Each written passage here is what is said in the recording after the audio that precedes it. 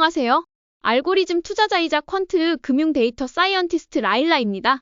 S&P 500 지수는 오늘 0.8% 상승하면서 2월 사상 최고치까지 불과 몇 포인트만을 남겨두고 있어 정고점 돌파를 눈앞에 두고 있습니다. 백악관이 7월 관세 시한에 대해 중요하지 않다고 언급하며 시장의 가장 큰 불확실성 중 하나였던 해방일 관세 시행 가능성이 줄어들었고 이는 상승에 큰 영향을 주었습니다. 시장은 실적에 영향을 줄 수 있는 관세에 대해서는 민감한 반응을 보이기 때문에 이러한 백악관의 언급은 매우 좋은 영향이며 지정학적 이슈보다 AI로 인한 생산성 향상 기대에 더욱 집중하며 상승장을 이어가고 있습니다. 나스닥 중심의 상승세가 계속 이어지고 있다고 볼 수 있습니다. 나스닥 10분 차트를 보면 장 초반 약간의 매도세가 출현한 뒤 곧바로 강한 매수세가 유입되며 종일 상승 흐름을 이어갔습니다. 현재 3일 연속으로 종가가 높아지고 있으며 돌파 흐름이 계속되고 있기 때문에 우리는 주도주를 보유의 관점에서 바라볼 수 있는 시장이라고 생각합니다. 그리고 주도주 중 좋은 매수 포인트를 줄 때마다 가지고 있는 현금을 매수할 수 있어 보입니다. S&P 500 지수는 이제 정말로 정고점 돌파까지 얼마 남지 않았습니다. 아마도 내일 돌파가 이뤄진 후 다시 해당 지점에서 여러 번의 재돌파 테스트가 있을 수 있습니다. 하지만 그런 흐름과 상관없이 은퇴 계좌 등에서는 S&P 500에 대해 꾸준히 적립식 투자를 이어가는 것이 바람직합니다. 4월 22일에 나타난 반등 신호 이후 지금까지 시장은 매우 아름다운 상승 추세를 이어오고 있습니다. 나스닥 지수는 아직 정고점을 완벽히 돌파하지는 못했지만 이제 얼마 남지 않은 상태입니다. 나스닥은 작년 12월에 고점을 기록한 뒤 한동안 정체되어 있었는데 과연 이번에 돌파가 이뤄질지 지켜봐야 합니다. 보통 돌파 전에는 여러 차례 테스트가 반복되며 결국 돌파하는 경향이 있기 때문에 돌파 실패 신호가 명확히 나타나기 전까지는 주도주를 계속 보유하고 눌림목 매수를 지속적으로 시도하는 것이 중요하다고 봅니다. 소형주 중심의 러셀 2000 지수 역시 다시 한번 200일 이동평균선을 돌파했습니다.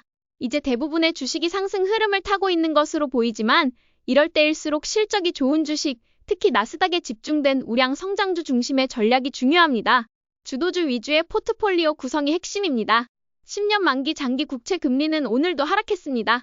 이는 채권 가격이 상승하고 있다는 뜻이며 금리 인하에 대한 기대감이 반영되고 있는 모습입니다. 이는 주식시장에는 긍정적인 영향을 미치며 여전히 채권보다는 주식 위주의 매수 전략이 중요하다고 판단됩니다.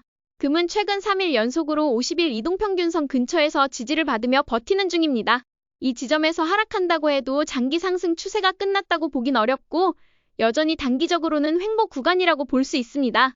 주식시장이 상승하고 있는 한 금의 쉬어감은 매우 자연스러운 흐름이며 횡보 이후 다시 상승 추세로 전환될 때 매수 타이밍을 노려볼 수 있습니다.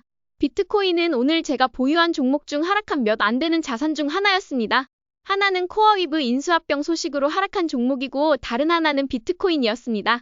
현재 증시가 전반적으로 상승세이고 리스크를 감수하고 싶은 분위기가 형성되고 있기 때문에 비트코인 역시 추세적으로는 상승을 이어갈 가능성이 높지만 최근에 변동성이 2번이나 나왔고 단기 이평선 붕괴가 여러 번 진행되고 있어 급한 추가 매수보다는 상황을 지켜보는 것이 좋겠습니다.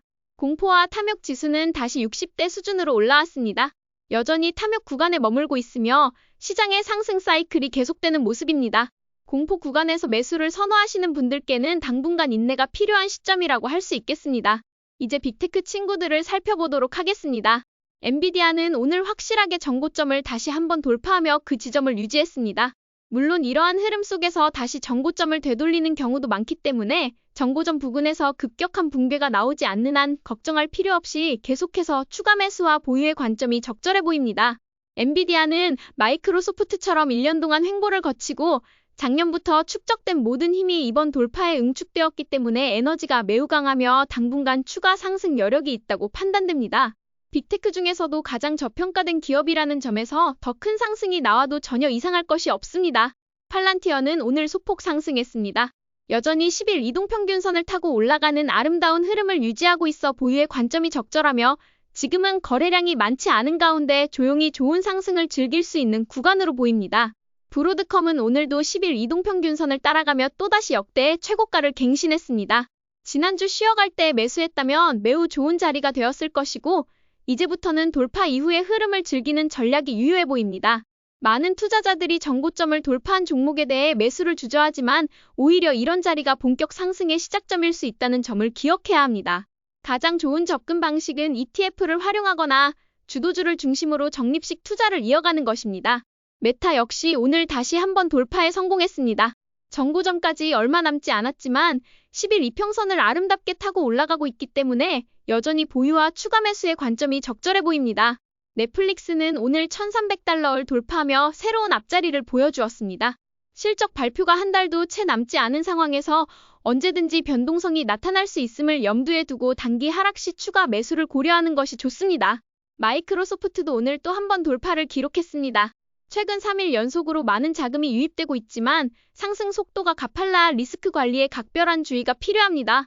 여기서 리스크 관리란 신규 매수에서 리스크 관리로 보이고 저와 함께 실적 돌파 때 매수하신 분들은 그냥 상승을 즐기면 될 것 같습니다. 테슬라는 오늘 큰 변동 없이 마무리되었습니다.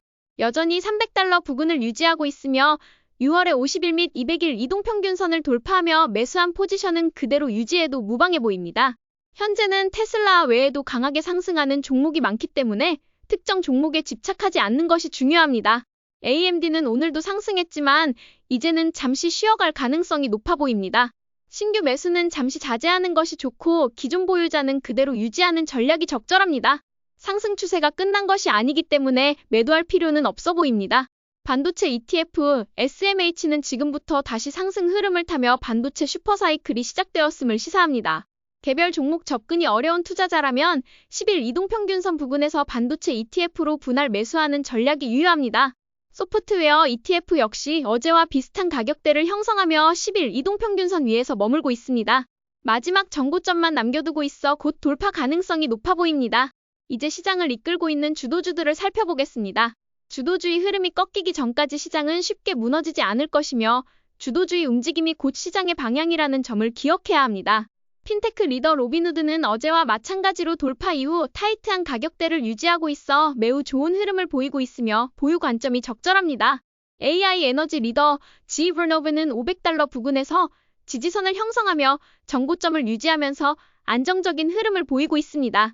한번 돌파한 이후 그 구간을 안정적으로 유지하고 있어 좋은 가격 흐름이라고 판단됩니다.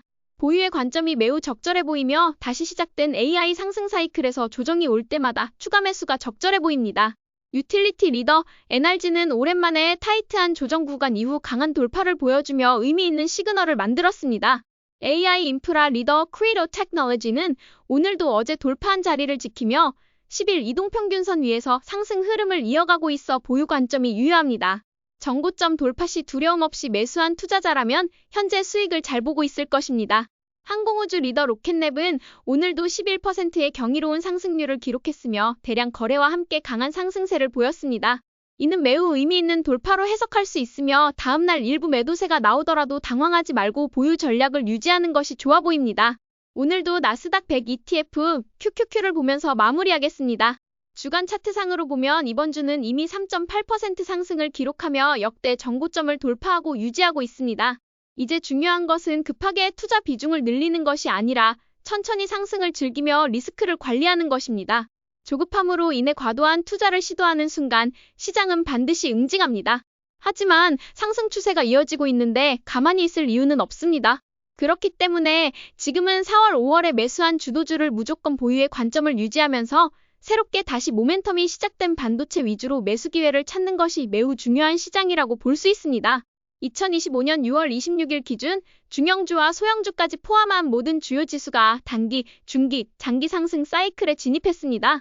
주식 비중을 100% 유지하는 것이 현재로선 적절하며 현금이 남아있다면 계속해서 분할 매수를 이어가되 시장에 흔들림이 보일 경우 반드시 유연하게 대응할 준비도 필요합니다.